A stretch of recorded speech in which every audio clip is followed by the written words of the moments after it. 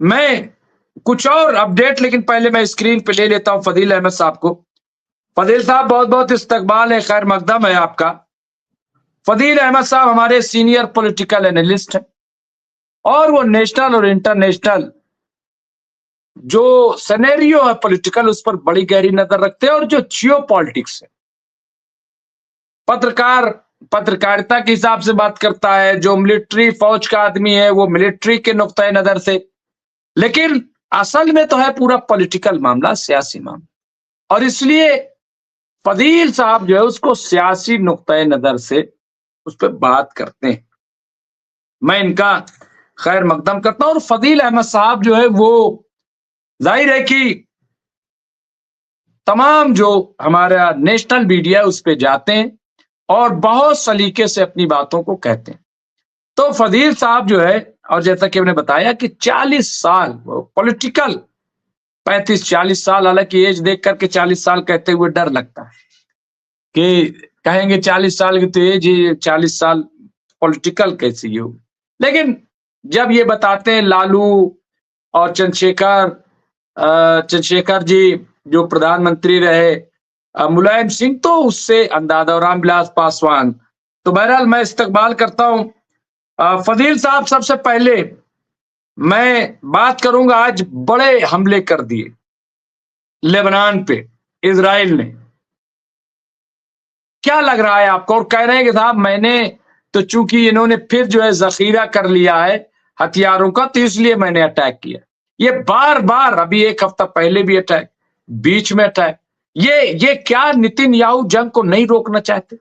आखिर ये चाहते क्या है? इनका क्या प्लान क्या है? एक तरफ बातचीत, दूसरी तरफ हमला, और कोई हाथ पकड़ने वाला नहीं। फदील साहब। देखिए, नेतन्याहू को जंग से जो है बहुत राहत है। जब तक जंग होती रहेगी तब तक उनका कोई कुछ बिगाड़ नहीं सकता, इसलिए वो जंग चाह रहे हैं।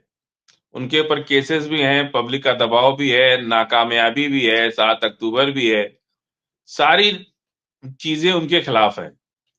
तो वो ये कोशिश कर रहे हैं कि कैसे भी थोड़ा मोड़ा करके इस जंग को चालू रखा जाए। इसीलिए उन्होंने लेबनान पे हमला हमला क्या कर दिया है वो अभी कोई बहुत विशेष नहीं है। जिस लेवल की जंग वो उम्मीद कर रहे थे, उनको पता है कि टेस्ट करता है आदमी। मैंने आपसे कई दिन पहले भी कहा था कि हमारे यहाँ इंडिया में लोग मरते हैं तो उनकी तेरहवीं होती है, और जब तक तेरहवीं नहीं होती है तब तक आत्मा भटकती रहती है। तो अभी उनकी तेरहवीं होना बाकी है। अभी इजराइल जो है ना पूरी तरह से मर तो चुका है, लेकिन अभी उसकी तेरहवीं नहीं हुई है। और तेरहवीं तबे होगी जब वो जार्डन में सब लोग इकट्ठा होंगे, और वहीं से जब कूच करेंगे तब आर पार हाफ चाहे साफ वाली जो कहावत है ना, उसी पे चलेगा ये मामला। अभी देखिए, अभी हमला तो गजा पे भी करेंगे ये लोग, ऐसा नहीं है। हमला हो सकता है कि जॉर्डन पे भी कर दे, ऐसा ये लोग चल रहा है मामला। और काफी एक एक ट्रायल और नेतन्याहू लेंगे। अभी जो है नेतन्याहू को लग रहा है कि सब कुछ मेरे खिलाफ हो रहा है। तो अभी नेतन्याहू को नया नया कोई डिफेंस मिनिस्टर मिला है, वो कुछ ज्यादा ही अभी उनकी गर्मी है। तो एक एक टक्कर और होगी अभी, अभी ये खत्म नहीं होगा। क्योंकि देखिए, जब तक कि पूरा कहा ना हमने कि तेरहवीं जब तक नहीं होती है तब तक आत्मा भटकती रहती है। तो ये बहुत जरूरी है। उनको लग रहा है कि मिडिल ईस्ट के लोग जो है शांति पसंद हो गए हैं। अब हम कुछ भी करेंगे, ट्रंप ने जैसे कह दिया कि भाई गजा खाली कर दो, और उसी हिसाब से वो ट्रंप की नकल कर रहे हैं कि ऐसा कर दो वैसा कर दो। अरे भाई, ट्रंप को बोलने दीजिए, अभी शुरू तो होने दीजिए एक बार। अभी तो होस्टेज जो डील अभी तो एक ही फेज की हुई है, अभी तो 2 फेज बाकी है। इसलिए अभी जो है ये थोड़े मोड़े होंगे। कहते हैं ना कि झाड़ू देने में कुछ चीजें छूट जाती हैं।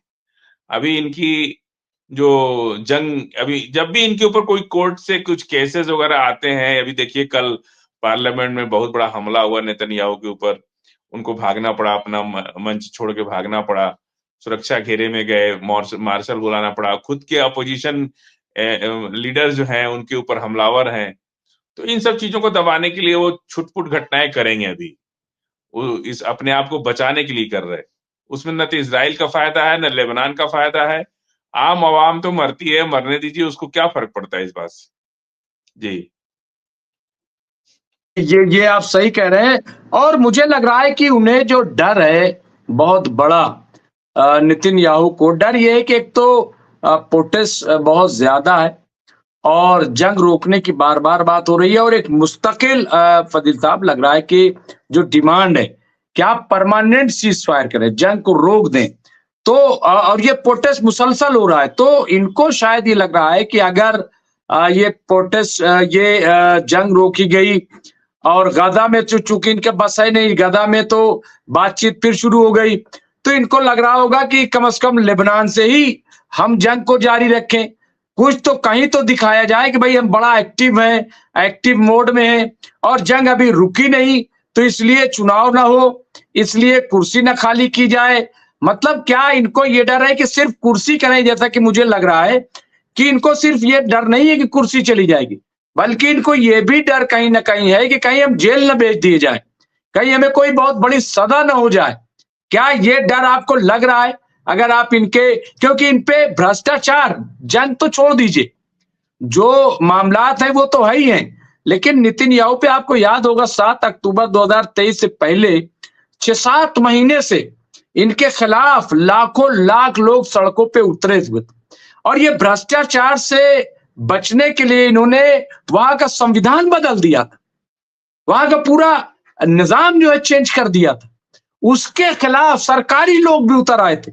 तो क्या फजील साहब ये माना जाए कि ये वही डर है, वही वही डर है इनको, ये जो जंग को देखिए, छेड़ रहे हैं? इन्होंने जुडिशरी बिल लाए थे एक, और जुडिशरी बिल के खिलाफ पूरी आवाम हो गई, और 2-3 महीने से इनके खिलाफ प्रदर्शन तो तेल अवीव में बहुत बड़े-बड़े हो रहे, लेकिन कल परसों 2-3 दिन के अंदर बहुत बड़ी घटना हो गई कि पार्लियामेंट के अंदर तक लोग पहुंच गए, और पार्लियामेंट के अंदर घुस करके और नेतन्याहू के खिलाफ नारेबाजी हुई। नेतन्याहू को सुरक्षा घेरे में बाहर निकाला गया, और मार्शल बुला करके जो अपोजिशन के लीडर्स थे उनको कंट्रोल किया गया। ये बहुत बड़ी घटना है। जब आम जो होस्टेज फैमिली है, उनके फैमिली के लोग पार्लियामेंट के अंदर तक चले गए। तो ये सब चीजों को डाइवर्ट करने के लिए, ध्यान भटकाने के लिए ये हमला लेबनान पे अभी कर रहे हैं। हो सकता है गजा पे भी कर दें, नहीं तो वेस्ट बैंक पे भी कर सकते हैं, क्योंकि वेस्ट बैंक भी इनके कंट्रोल से बाहर जा चुका है। वहां भी वहां भी ड्रोन हमला हमास हुआ बहुत। है, वहां भी फजील साहब ड्रोन हमला हुआ है और 2-3 लोग हाँ, मारे गए हैं, ऐसी खबरें तो वहां पर भी। और अभी जो सामान जा रहा था वो अभी जाने की इजाजत नहीं है फजील साहब, उसे सामान को रोका गया है। और मैं इस पर जो है हौती ने बहुत तगड़ा जवाब दिया इनको और वार्निंग की है। जी। हाँ, तो वेस्ट बैंक इस वक्त इनके निगाह में है, क्योंकि वेस्ट बैंक तक हमास का जो कंट्रोल है वेस्ट बैंक तक हो चुका है। तो इनको ये डर है कि भाई गजा गया, हम वेस्ट बैंक गया, तो पूरा आधा फिलिस्तीन चला जाएगा। इसलिए जो है ये कुछ न कुछ कर रहे हैं, और अच्छी तरह इनको पता है कि वेस्ट बैंक में पूरी तरह से हमास अपने कंट्रोल को में जा चुका है। ये घटनाएं करेंगे, और जो राहत सामग्री नहीं जा रही है, थोड़ा इनको खींच भी है। एक तो अ, जो होस्टेज वापस करने की बात थी, उसमें थोड़ा इनको खींच भी है, क्योंकि उसमें ड्रैकुला बना के दिखाया गया था नेतन्याहू को, जिसकी वजह से इन्होंने 700 फिलिस्तीनियों को रोक दिया था, आजाद नहीं होने दिया। ये सब थोड़ा खींच है, और इधर कुछ अमेरिका का जो सपोर्ट मिल गया है, उसकी वजह से ये कोशिश कर रहे हैं। हालांकि इनको पता है कि 15 महीने का अनुभव तो इनका अपना है, अमेरिका का तो है नहीं। तो इनको पता है कि 15 महीने में हमने क्या कर लिया। तो अभी थोड़ा थोड़ा कुछ हो रहा है, लेकिन इधर कतर और अमेरिका, अमेरिका और हमास, कतर दोहा में मिल भी रहे, पीसफुली बात भी हो रही, और धमका भी रहे, दोनों बात चल रही है। अरब भी, और सीरिया, ये सारे लोग एक्टिव हैं इस वक्त, और किसी तरह से नेतन्याहू इसको लिंगर ऑन करना चाहते हैं।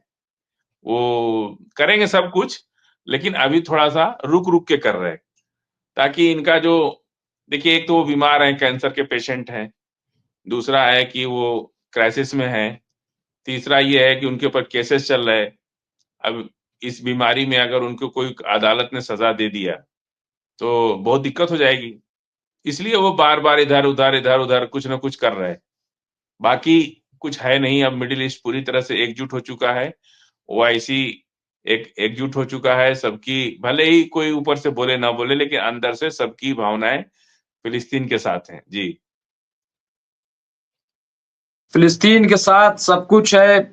यहाँ पे आप देखिए कि पूरी दुनिया की आंखों के सामने इजराइल गाजा में पहुंचाई गई विश्व स्तरीय मदद को जला रहा है, उस पे आग जो है वो लगा रहा है। फजील साहब, ये बहुत बड़ी बात है। और देखिए कि सिर्फ जबानी जमा खर्च है, कोई जो कदम उठाना चाहिए इस वक्त, क्योंकि एक हफ्ता करीब हो गया है जब सामान रोक दिया गया है, माह रमजान है और वहां बड़ी किल्लत पैदा हो रही है। तो क्या आपको नहीं लग रहा है कि कम से कम जो तमाम मुस्लिम ममालिक हैं उनको ये तो कहना चाहिए कि भाई सामान जाने दीजिए जब सीज फायर है। और दूसरी तरफ ये सीज फायर की बात भी आ रही है कि सीज फायर में बहुत मुस्बत जो है, यानी हमास ने गाजा में युद्ध विराम के कार्यान्वयन को पूरा करने के सकारात्मक संकेत दिए हैं, यानी इशारा मिला है कि ये इसको अमली जामा पहना दिया जाएगा। इसके बावजूद फजील साहब इस तरह की चीजें सामने आ रही हैं, ये इसके पीछे मकसद क्या है? क्यों जो लोगों ने मदद पहुंचाई है उसे जलाने का क्या मकसद है? ये क्या ये हार है, खीज है इनकी? और ये अवाम से क्या दुश्मनी है? सवाल ये है कि आप हमास से लड़ो ना। लड़ाई में मुमताज भाई याचना जब आप करने लगिएगा, रण छोड़ दीजिएगा। याचना जब करने लगेगा तो आपके ऐसे ही होता रहेगा, और जब आप रण करेंगे तब आपका बात मानी जाएगी। अब इस वक्त मिस्र जो है वहां उसके बॉर्डर, रफा बॉर्डर पे ये सारे ट्रक्स खड़े हैं, और जलाने की खबर तो मुझे नहीं मालूम, लेकिन रोकने की खबर तो मालूम है। और ये 2-3 दिन से रुका हुआ है, रमजान का महीना चल रहा है, और इसी बीच अरब ममालिक की मीटिंग भी हो चुकी है। उस मीटिंग में कोई प्रस्ताव ऐसा नहीं आया जिससे ये कहा जा सके कि भाई इजराइल या अमेरिका को कोई धमकी या चेतावनी दी गई।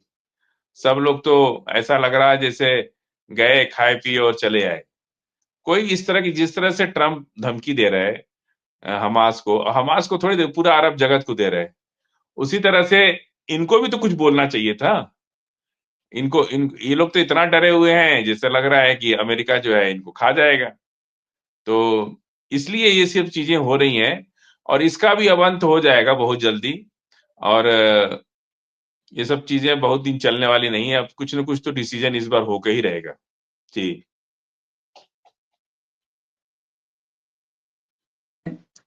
बिल्कुल, ये आप सही कह रहे हैं कि कुछ ना कुछ डिसीजन होगा, लेकिन जाहिर है कि अभी सिर्फ और सिर्फ फजील साहब हौती ने जो बात कही, मैं आपको बताता हूं कि हौती ने जिस तरह से मुतनब्बे किया है, गाजा में इमदादी सामान न पहुंचा तो हम इजरायली हुकूमत के खिलाफ कार्रवाइयां दोबारा शुरू कर देंगे। सैयद अब्दुल मलिक बदरुद्दीन अल हौसी, ये उनकी तरफ से बयान आया और उन्होंने क्या लिखा देखिए।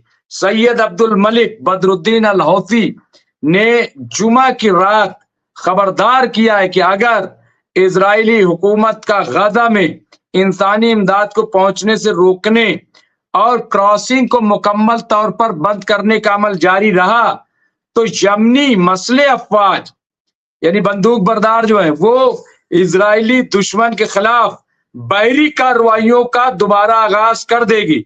उन्होंने इस बात पर जोर दिया कि यमन कशीदगी में इजाफा, गजा पट्टी तक इमदाद की रोकथाम और फिलिस्तीन में कहत की वापसी बर्दाश्त नहीं करेगा। तहरीक अंसारुल्लाह के सरबराह ने कहा कि सयूनी दुश्मन अपने, यानी इजरायली दुश्मन अपने वादों का पास नहीं कर रहा और गजा से इलाज और देखभाल के लिए रफा समेत दीगर जगहों से बीमारों और जख्मियों की रवानगी में भी नुमाया कमी वाक़ई हुई है। उन्होंने कहा कि इजरायली हुकूमत फाका कश कार्रवाइयों के जरिए एक बार फिर नस्ल कुशी के जुर्म का इर्तिकाब करना चाहते, तो ये मतलब जो यमन कह रहा है, क्या फजील साहब आपको नहीं लगता कि यमन एक छोटा सा मुल्क, वो तो बोल रहा है, लेकिन बाकी मुल्क क्यों खामोश है फजील साहब? क्या उनको कम से कम ये तो कहें कि भाई जब सीज फायर है तो भाई सामान तो भेजा जाए, इतना कहने में क्या डर है? बात डर की नहीं है, एक होता है आदत की बात होती है। जैसे मान लीजिए हमारी आपकी दोस्ती है, तो हम आपसे परहेज करते हैं कोई बात कहने में, और ये पता है कि ये हमारा दोस्त जो है हमारे लिए खतरनाक है, चाहे अच्छा नहीं है। अब अमेरिका ने इतना न सब लोगों का एक नेक्सस बना लिया है, नेक्सस है ये मिडिल ईस्ट में, और इस नेक्सस को थोड़ा टाइम लगता है टूटने में, क्योंकि अरब ऐसे तो लोग बोलते हैं, जॉर्डन भी बोल रहा है, मिस्र भी बोल रहा है, लेकिन जब ट्रम्प की बात आती है वहां नहीं बोलते ये लोग, उनके सामने नहीं बोलते हैं ये लोग, या उनसे मजबूती से नहीं कह पाते हैं ये लोग। वहां पे जब आग लगी अमेरिका में, तो अरब कितना $1,000 लेके चला गया कि हम उसका पुनर्निर्माण करेंगे, लेकिन एक बार भी फिलिस्तीन के लिए नहीं बोल रहे कि हम ये करेंगे। अंदर से करते होंगे, हम ये नहीं कह रहे कि नहीं करते होंगे, लेकिन फ्रंट पे आके नहीं कह रहे।